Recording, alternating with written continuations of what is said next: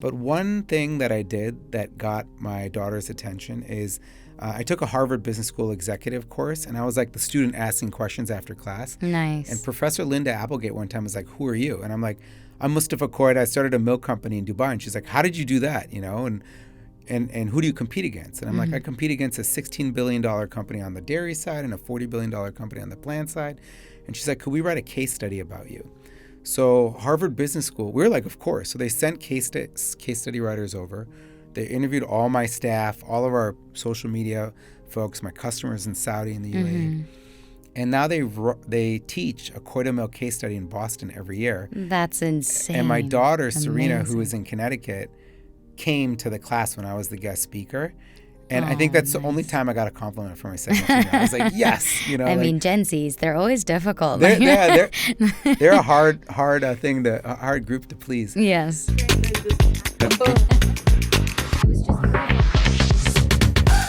All right, welcome back to our podcast. This is Tell Me Why. I'm Maria Botros, and today we're going to be talking to a local based brand owner. It's a milk brand. It's called Koita Milk. And with me in the studio is Mustafa Koita, who's the CEO and founder of Koita Milk. And he's going to be talking to us as part of our mini-series that we recently launched, which is Get to Know the CEO. So today we're going to get to know this CEO. We're going to get to know Mustafa. How are you? Yeah. Who am I? Well, my name is Mustafa Koita. I think first and foremost, I'm a father of 3 very naughty kids, Serena, Danielle, and Sophia. If you can't tell from the accent, I'm from Chicago. So I came here as an expat American about 17 years ago. Okay. Was a professional. Used to be in the defense business, working at Boeing. I think I went through a midlife crisis, like all entrepreneurs. Don't we all? I think I'm still going through a couple right now. And about a decade ago, figured out sort of based on what my why was, started Koita Milk. And it started in Dubai. It's just one employee with one product, and we were just in one country. And I used to have hair back then. Oh, my goodness. If people aren't seeing the video, I'm kind of bald right now. Yeah. And now we're, we've got about 30 employees, about 19 different products, and we're in 10 countries. Amazing. So we've come a long way. And I've lost all of my hair. Oh, my goodness. What is it with the hair? Like, my husband is bald as well. And whenever he introduces me, he's like, "This is my wife. She knew me when I had hair, but then I lost it when we got married." So what is it? What is it with hair and men? Maybe he's onto something, Yeah. But nowadays there's a lot of bald people, so it works. I think it was a coincidence, but anyway. No, that's awesome. So can you tell us, me and everyone that just wants to get to know your brand a bit more, tell us, what do you offer and what kind of products do you offer? I know you do like 101. Yeah, like so dairy and non-dairy, that kind of thing. Absolutely. So in a nutshell, we have premium long life milk. Okay. And we have 3 categories. We started out with organic dairy, which is hormone-free, pesticide-free, and whatnot. Mainly focus on kids and families and stuff like that. Right. The second range that we have is lactose-free dairy. So there's a huge population that's lactose intolerant. They feel bloated. And so we have a lactose-free line. And the third line, which people are very familiar with now, is the plant-based products. Of course, yeah. That's quite on trend. It's like the almonds and the oat milk. So those are the 3 ranges that are available in a lot of the UAE outlets online and also around the GCC. Okay. And how did you come up with the concept? Like, what inspired you? There was a lot of things. I mean, depending on how deep you want to get. Let's get deep. I mean, it doesn't matter. I mean, I could start with the first level. But, as a parent, when I came to Dubai, I would go back to the U.S. every summer, and I'd be shopping at, like, Whole Foods and Sprouts. And my son, Danielle, was lactose intolerant. And we didn't have a lot of options here. My daughter wanted organic milk. We didn't have a lot of options here. So every summer we'd pack our bags in the States full of like these long life milks, bring them back to Dubai, and the bag would be like out of stock in like 15 days. Oh, of course. And so I think one of the things is I just saw an opportunity, and I just took something that was working and growing in other parts of the world, and I replicated here. And I wasn't the only parent that felt that way. Of course. And so that sort of led me to the commercial opportunity. And then we started investigating and talking to moms, and we built the company off of that premise. And then on a deeper level? On a deeper level, I think, the question would be, why did you become an entrepreneur? Or why did you get to where you are today? And I think that ironically, a lot of people don't talk about it, but I feel like there were three components to it. I think one is that your childhood has a lot to do with it, your childhood engineering. So when I was a kid, I was an Indian, first generation Indian. My father was like, straight A's, you're going to get to be a doctor or an engineer, and this is your path, and you're going to get married right afterwards. And when I was around 13 years old, my mother passed away. And it sucked. It was like a really traumatic experience for me. And the first generation Indian kid who was getting straight A's after my mom passed away, I was 13. And the reason it really affected me is I saw it. She died in front of me. And that messed me up. And so my straight A's went to D's and F's in high school, right?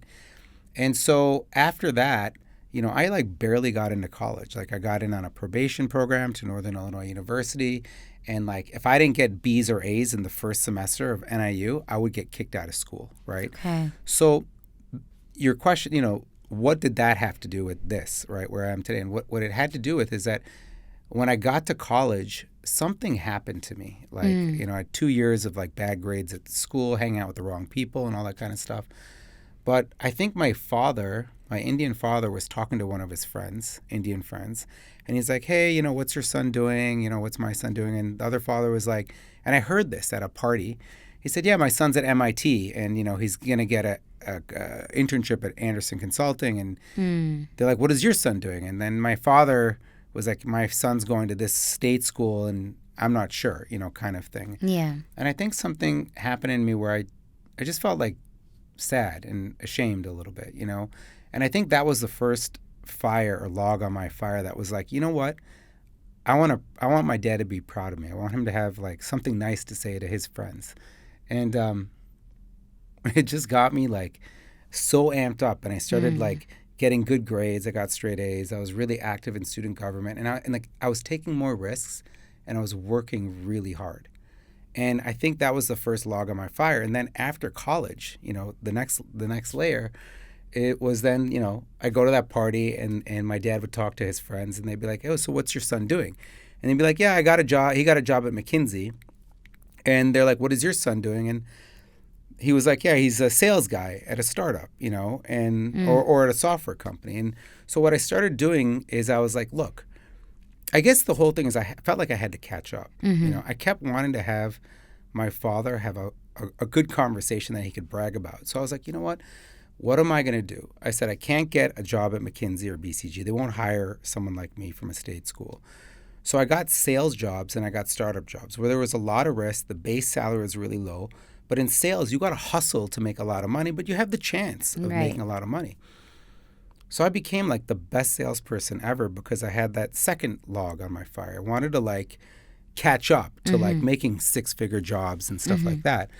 And I remember 4 or 5 years after I graduated, I joined a company, and I was the highest paid employee in the company. I was making more than the CEO because in the States, they give you a commission and they pay you. Yeah, the commission, you know what I mean? Of course, yeah. And that kind of got me going. And so I think to answer your question, some of my childhood trauma and my insecurities was probably the deepest layer that has given me the drive and persistence to want to do it. First of all, thank you so much for sharing that. That really matters. And I think what's important is that we have a lot of entrepreneurs and people who are just starting their businesses who are listening to these podcasts and listening to this series about getting to know certain CEOs. And when they hear these stories, they feel like they're not alone.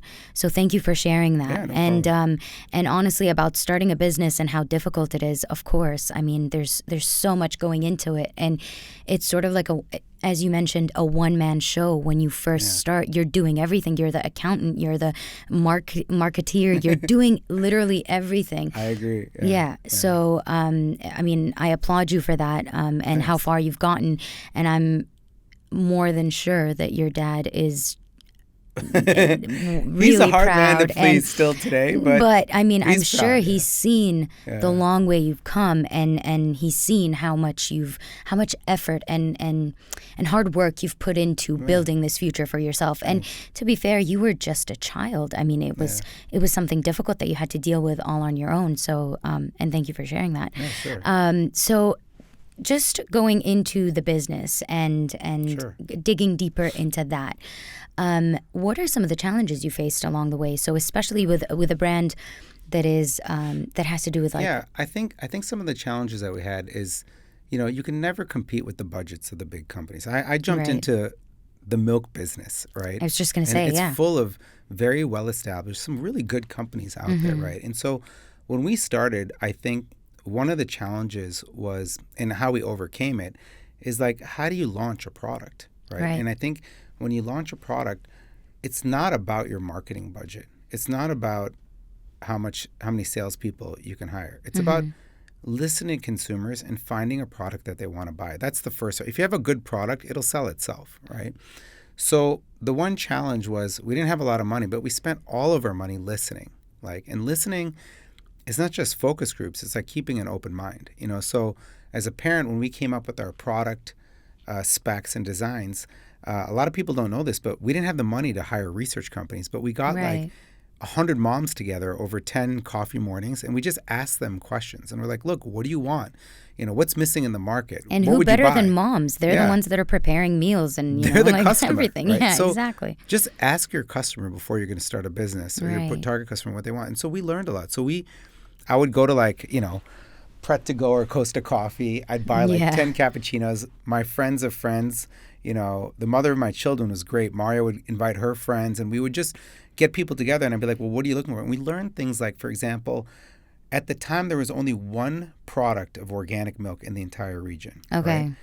And they're like, look, I want high fat content. I want whole fat because the kid is growing. They said, I want vitamin D because there was a vitamin D deficiency. Right. I like paper packaging. I don't want fresh because it spoils quickly. But if it's shelf stable, isn't that like the cheap milk? Or, I want to be able to stock it up in my pantry. So we learned a lot. And then when we went out, I traveled all over the world. And I realized that I blew through all my frequent flyer miles.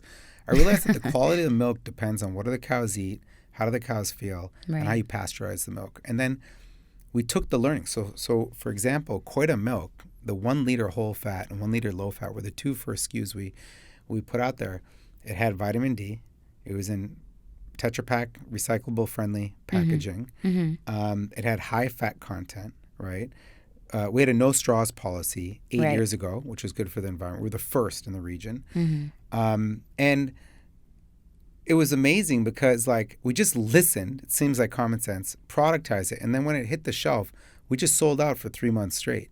It just worked. Wow. And the moms that we were talking to felt like they were part of the journey. So they'd be like, hey, Lucy, I remember Lucy Bruce was one of the first moms that got involved. She owns Homegrown. Okay. And she's like, oh my God, it's here. So all these people that were involved, it helped, Yeah. and they became part of a community. It was a real grassroots movement. And it's so important to feel like you're heard. It's so important when you're a decision maker in a house to feel like, okay, someone's actually listening to your needs and delivering.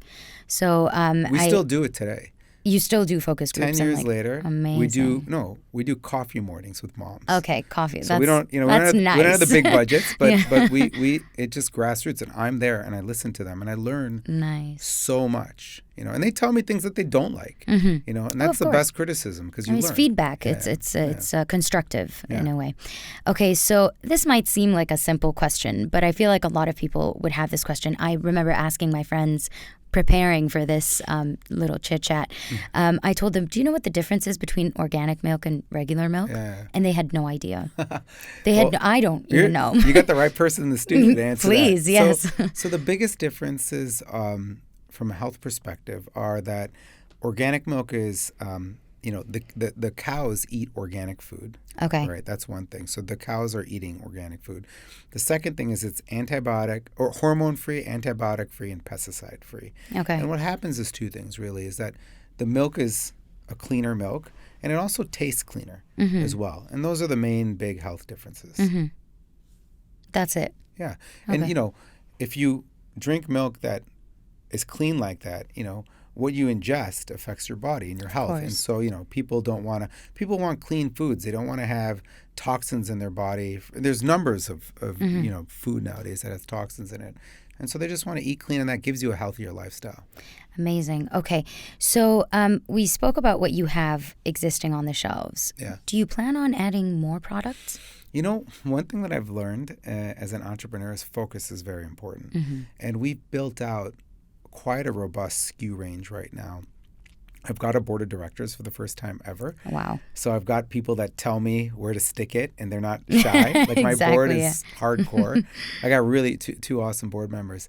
And last December, they were like, focus on doing more with what's working. Right.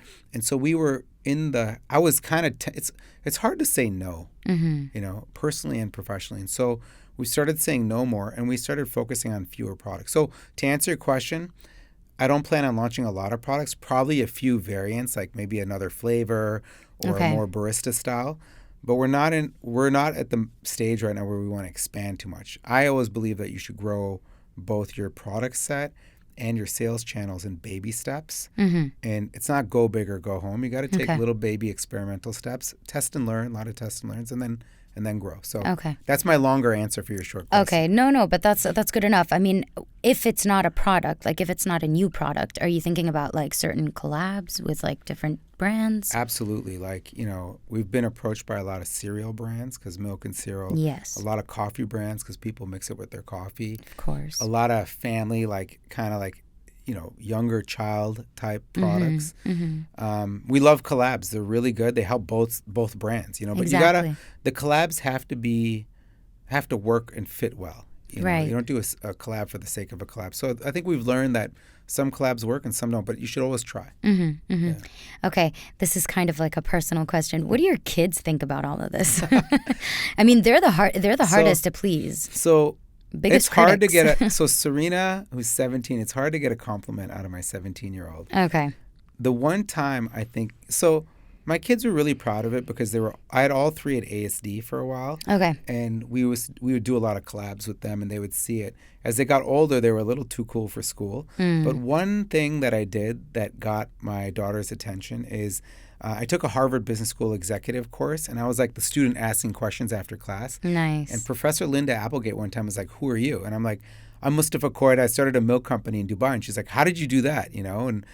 And who do you compete against? And I'm like, I compete against a $16 billion company on the dairy side and a $40 billion company on the plant side.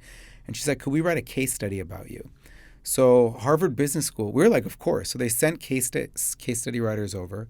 They interviewed all my staff, all of our social media folks, my customers in Saudi and the UAE. And now they teach a Koita Milk case study in Boston every year. That's insane. And my daughter, Serena, who is in Connecticut, came to the class when I was the guest speaker. And I think that's the only time I got a compliment from my 17-year-old. I was like, yes. I mean, Gen Zs, they're always difficult. They're a hard group to please. Yes. So I think there have been ups and downs. I think they've grown up around, their mom also is in the food business, so they've grown up around branded companies. Yeah. So I think they think it's okay, but I think they will roll their eyes to you. But I think inside they're kind of proud. I mean, yeah, inside they feel like, wow, it's so cool. My dad has a milk brand. Like everyone's talking about it.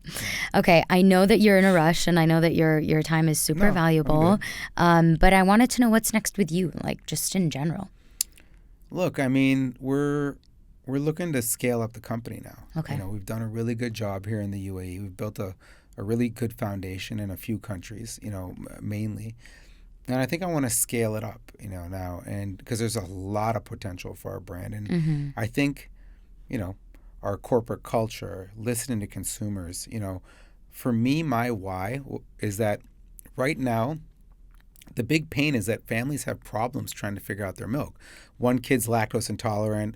The mom wants almond milk. The husband has a milk or gluten-free allergy. Someone has no sugar issues. Like, it's so confusing. And so I just want to help families eat healthier, right? And I want them to be able to find their perfect milk. And my personality is like easy, simple, premium, straight to the point, like no bullshit, right? And I want moms out there to be able to go to the milk aisle and just be like, I'm just going to get the Koita, and there'll be a Koita for everyone. Right. And that's kind of the vision. And now I'm really excited. I want to scale that up and enable a lot of families to find the perfect milk, beyond where we are right now. Yeah, of course. Yeah. You mentioned that you're actually in several countries. Can you name a few? Yeah. So UAE, we're obviously in Saudi, Kuwait, Nice. Jordan. In Asia, we're in Vietnam and Singapore. amazing. You know, so we're in some, you know, smaller countries like Mauritius, but the core focus, the real focus right now is this region. Is you know, the is UAE really like the GCC and the MENA region. Okay. And I think we've learned that we need to focus on where we operate more. Okay. Lastly, what's your advice for people who are starting up? Ooh. I mean, based on personal experience. I would say, look, starting a company is not for the faint-hearted. You know, I mean, people watch a couple episodes of Shark Tank. They start something, they get that PR, and, you know, it's like, oh, my God, I'm going to hit. You know, you got to be ready for the tough moments. I mean, there's peer pressure and there's failures. There's going to be failures throughout your journey. But I can tell you that it's changed me as a person, right? It's humbled me.